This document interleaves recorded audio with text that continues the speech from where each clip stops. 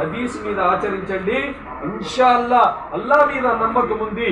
స్వర్గపు యొక్క తలుపు నుంచి, ఏ తలుపు నుంచి కావాలంటే మనం ఆ తలుపు నుంచి స్వర్గానికి వెళ్ళొచ్చు. మనం ఏ తలుపు నుంచి అయినా సరే స్వర్గానికి వెళ్ళొచ్చు. మొట్టమొదటి వస్తువు ప్రవక్త సల్లల్లాహు అలైహి వసల్లం అన్నారు, మల్లం యుష్రిక్ బిల్లా, అల్లా ఒక్కడే సృష్టికర్త, అల్లానే తినిపించేవాడు, అల్లానే గౌరవాన్ని ఇచ్చేవాడు, అల్లానే ఆరోగ్యాన్ని ఇచ్చేవాడు, అల్లాహ్ తప్పతే ఇంకెవ్వరు కూడా చేసేవాళ్ళు లేరు, అల్లా ఒక్కడే కరుణ వల్లవాడు, అల్లాహ్ తబారక వ తఆలానే మొత్తం ప్రపంచం యొక్క శక్తి ఉందని ఎవరైతే పూర్తి నమ్మకంతో, ఎవరైతే పూర్తి విశ్వాసంతో ఆచరిస్తారో ఆ స్త్రీ మొట్టమొదటి వస్తువు ఎవరి జీవితంలో అయితే వచ్చిందో అల్లాహ్ తబారక వ తఆలా అంటున్నాడు, ప్రవక్త సల్లల్లాహు అలైహి వసల్లం చెప్తున్నారు, ఏ తలుపులో నుంచైనా స్వర్గానికి వెళ్ళచ్చు. అంటే షిర్క్ చేయకూడదు, అల్లాహ్కి భాగస్వామ్యం చేయకూడదు, అల్లాహ్ తప్పితే ఇంకెవ్వరితో కాదు అని చెప్పాలి. దర్గా వాళ్ళతో కాదు, వేరే దేవుళ్ళతో కాదు, వేరే మనుషులతో కాదు, తాయితులతో కాదు, లేకపోతే ఏమంటారు వేరే సిద్ధాంతులతో కాదు, ఏ వస్తువులతో, నక్షత్రాలతో, సూర్యుడితో, చంద్రగ్రహణంతో, లేకపోతే దాంతో దీంతో ఎవ్వరితో ఏది కాదు, అల్లానే చేసేవాడు, అల్లా ఒక్కడే, అల్లానే సృష్టికర్త, అల్లా ఒక్కడే గొప్పతనం, అల్లానే పూర్తి దయగలవాడు, అల్లా చేతుల్లోని మొత్తం ప్రపంచం యొక్క శక్తి ఉంది. మొట్టమొదటి ఈ సంకల్పం ఉండాలి. విగ్రహారాధన చేయకూడదు, దైవారాధన చేయకూడదు. ఆ పోలేరమ్మ తల్లి, ఆ వెంకటప్ప తల్లి, ఆ యొక్క తల్లి, ఆ దేవుడు, ఈ దేవుడు ఎవ్వరు లేరు. కుల్ హువల్లాహు అహద్, అల్లా ఒక్కడే, కుల్ హువల్లాహు అహద్, అల్లా ఒక్కడే. మొట్టమొదటి ఇది. రెండో వస్తువు వైకామిస్ సలా, నమాజ్. ఇస్లాం తర్వాత దీనిలో, షరియత్లో ఎలాంటి స్థితుల్లో కూడా క్షమించలేనిది, ఎలాంటి స్థితుల్లో కూడా క్షమాపణ లేదు అంటే అది నమాజ్ అన్నమాట. నమాజ్ అల్లాహ్ తబారక వ తఆలా ఖురాన్లో మొత్తం కూడా 70 సార్లు చెప్పాడు. అల్లదీన యుమినూన బిల్ గైబి వ యకీమూన స్సలా, యా అయ్యుహల్లదీన ఆమను ఇస్తఈను బిస్సబ్రి వస్సలా ఇన్న స్సలాత తన్హా, అల్లాహ్ తబారక వ తఆలా 70 సార్లు చెప్పాడు సుమారు. అదే సైకతో, వేరే పదాలతో అల్లాహ్ తబారక వ తఆలా 700 సార్లు చెప్పాడు. నమాజ్ ఎలాంటి స్థితుల్లో కూడా, ఎన్ని పనులున్నా సరే, ఎంత మనం బిజీగా ఉన్నా సరే నమాజ్ వదిలిపెట్టకూడదు. ఆకాశంలో ఎగురుతున్నా సరే, నేల మీద పోతున్నా సరే, నీళ్ళల్లో పోతున్నా సరే, బస్టాండ్లో ఉన్నా సరే, రైల్లో ఉన్నా సరే, బస్సులో ఉన్నా సరే, పడవలో ఉన్నా సరే, ఇంట్లో ఉన్నా సరే, పొలంలో ఉన్నా సరే, ఎలాంటి స్థితుల్లో కూడా ఎప్పుడు కూడా ఏ క్షమాపణ, ఎలాంటి వాక్కు, ఎలాంటి కారణం కూడా లేదన్నమాట నమాజ్ వదిలిపెడతాను. చివరికి ఒంట్లో బాగపోయినా సరే ప్రవక్త సల్లల్లాహు అలైహి వసల్లం గారి చివరి గడియల్లో 2 మనుషుల యొక్క సహారాతో, 2 మనుషుల యొక్క సహాయంతో ప్రవక్త సల్లల్లాహు అలైహి వసల్లం గారు మస్జిద్కి వెళ్ళారు. మస్జిద్కి వెళ్తా ఉన్నారన్నమాట. ప్రవక్త సల్లల్లాహు అలైహి వసల్లం గారు ఎలాంటి స్థితుల్లో అయినా నమాజ్ వదిలిపెట్టకూడదు. నుంచోని చదవలేకపోతే కూర్చొని చదవాలి, కూర్చొని చదవకపోతే ఎలా చదవాలి, కూర్చొని చదవలేకపోతే నుంచొని చదవాలి, నుంచొని చదవలేకపోతే కూర్చొని చదవలేకపోతే పొనుకొని చదవలేకపోతే సైకతో అన్న చదవాలి.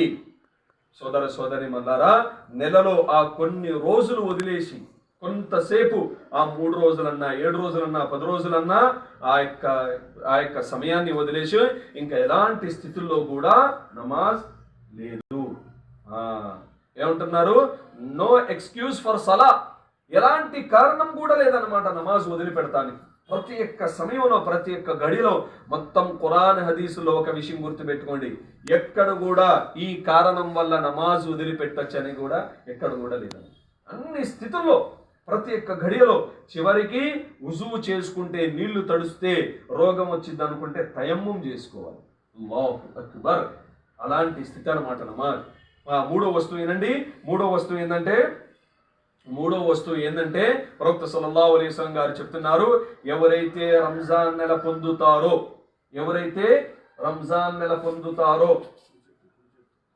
ఎవరైతే రంజాన్ నెల పొందుతారో ప్రవక్త సల్లల్లాహు అలైహి వసల్లం గారు అంటున్నారు, రంజాన్ నెల పొంది ఎవరైతే పూర్తి ఉపవాసం పెడతారో, ఏ తలుపు నుంచి అయినా, ఇది ఎన్నో వస్తువు అయింది, మూడో వస్తువు, ఏ స్త్రీ అయితే ఈ యొక్క 5 వస్తువులు ఆచరించిందో ఈ స్వర్గపు యొక్క 8 తలుపుల్లో నుంచి ఎలా అయినా వెళ్ళొచ్చు అనమాట. ఎవ్వరు ఆపరనమాట. ఒకటి ఏంది, షిరిక్ చేయకూడదు. రెండోది నమాజ్. మూడోది ఉపవాసం. ఉపవాసం తప్పనిసరి. ఒక్క ప్రవక్త సల్లల్లాహు అలైహి వసల్లం గారు అన్నారు, ఒక్క ఉపవాసం వదిలిపెట్టి జీవితాంతం మొత్తం కూడా జీవితాంతం మొత్తం కూడా ఉపవాసం పెట్టిన రంజాన్ నెల ఒక్క రోజు కూడా వదిలిపడదు. ఇది రజబ్ నెల నడుస్తుంది. ప్రవక్త సల్లల్లాహు అలైహి వసల్లం గారు రంజాన్ నెల 2 నెలల క్రితమే, 2 నెలల ముందే రంజాన్ తయారీ చేసేవాళ్ళు. రజబ్, షాబాన్, రమజాన్ ఇంకా నెలన్నర ఉంది. ఎక్కువ అంటే దయచేసి సోదరిమణులారా, దయచేసి ప్రయత్నం చేయండి, దయచేసి వదలమాకండి. ఎంత ఎండున్నా సరే, ఎంత కష్టం ఉన్నా సరే, పెద్ద పండితులు చెబుతున్నారు, కఠిన ఎండలో కూడా మనిషి పని చేసేవాడైనా సరే ఉపవాసం మాత్రం వదిలిపెట్టకూడదు. అల్లాహు అక్బర్. 3 వస్తువులైనవి. 4వ వస్తువు ఏంటంటే ఇందాక చెప్పబడింది పర్దా. పర్దా తప్పనిసరి విధి. ఇది వాజిబు, సున్నతు, నఫిలు, లేకపోతే ముస్తహబ్ కాదు, ఇది విధి అన్నమాట. ఎలా అయితే ఇస్లాం యొక్క విధుల్లో నుంచి, ఎలా అయితే ఇస్లాం యొక్క ఫరజుల్లో నుంచి నమాజ్ ఉందో, అలాగనే ఉపవాసం ఉందో, అలాగనే జకాత్ ఉందో, అలాగనే హజ్ ఉందో, అలాగనే స్త్రీకి పర్దా చేయటం విధి. తప్పనిసరి.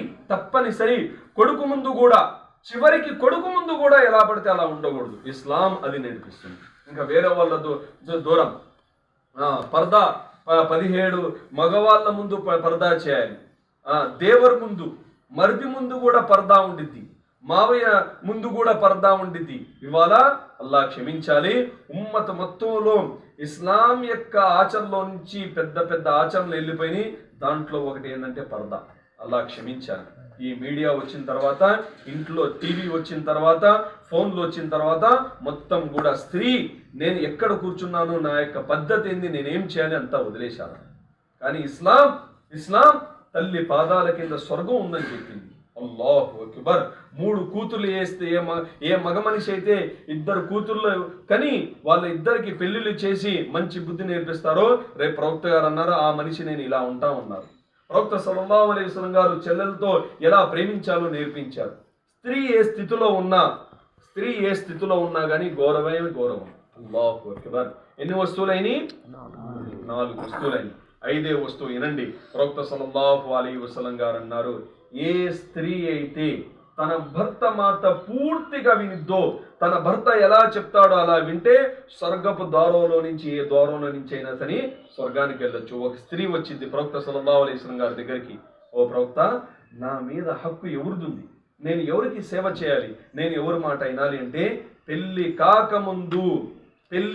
కాకముందు తల్లిదండ్రులది, పెళ్లి అయిన తర్వాత భర్త ఎలా చెప్తే అలా. చివరికి ప్రవక్త సల్లల్లాహు అలైహి వసల్లం గారు అన్నారు, ఒక మంచి హదీస్ గుర్తొచ్చింది వినండి. ప్రవక్త సల్లల్లాహు అలైహి వసల్లం గారు అన్నారు, అల్లాహ్ తర్వాత ఇస్లాంలో సజ్దా ఎవ్వరికి లేదు, ప్రవక్త కూడా లేదు. నేను సజ్దా చేయమని ఆజ్ఞ ఇచ్చి ఉంటే, ఏమన్నారు ప్రవక్త గారు? అల్లాహ్ తర్వాత నేను సాష్టాంగం చేయమని ఆజ్ఞ ఇచ్చి ఉంటే మొట్టమొదటిగా భార్యకి ఆజ్ఞ ఇచ్చేవాడిని, భర్త ముందు సాష్టాంగం చేయమని. అల్లాహు అక్బర్. ఇంకొక హదీస్ గుర్తొచ్చింది ఏనండి. ప్రవక్త సల్లల్లాహు అలైహి వసల్లం గారు చెప్పారు, ఒక భర్తకి ఒంటి నిండా కూడా పుళ్ళు, ఆ పుళ్ళల్లో నుంచి రక్తం చీము వస్తుంది. ప్రవక్త గారు అన్నారు, ఒక భార్య నాలుకతో మొత్తం శరీరం శుభ్రం చేసినా గానీ భర్త యొక్క హక్కు తీర్చలేదు. ఇంకొక హదీస్ గుర్తొచ్చింది నండి. ప్రవక్త సల్లల్లాహు అలైహి వసల్లం గారు ఎప్పుడైతే మేరాజ్ సమయంలో ఆ స్వర్గం చూశారు, నరకం చూశారు. నరకం చూసిన తర్వాత ఏమన్నారు? ఏంది నరకంలో ఆడవాళ్ళు ఎక్కువ ఉన్నారన్నారు. అప్పుడు ప్రవక్త సల్లల్లాహు అలైహి వసల్లం గారు చెప్తారు, దీనికి 2 కారణాలు.